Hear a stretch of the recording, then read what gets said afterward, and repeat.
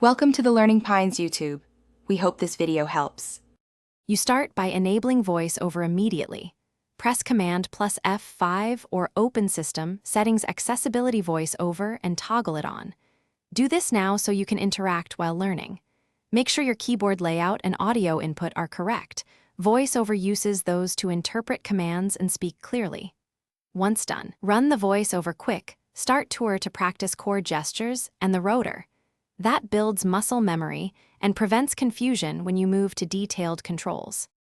Now you configure how VoiceOver behaves. Open VoiceOver utility and tweak speech settings. Slower rates help comprehension, faster rates save time on familiar tasks. Once set, customize the rotor so you can jump between headings, links, form fields, and landmarks with a flick. This speeds navigation across web pages and documents.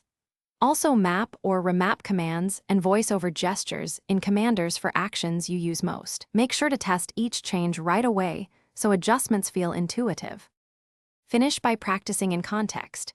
Enter practice mode with VoiceOver plus K to experiment with gestures without activating controls, and run real tasks like composing an email and navigating a web page. Memorize essential shortcuts and combine them, rotor plus arrow keys, to move efficiently.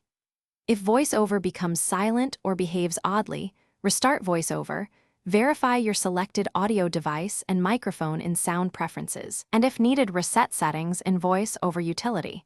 This usually fixes misconfigurations quickly. Thanks for watching. Consider subscribing if we helped you.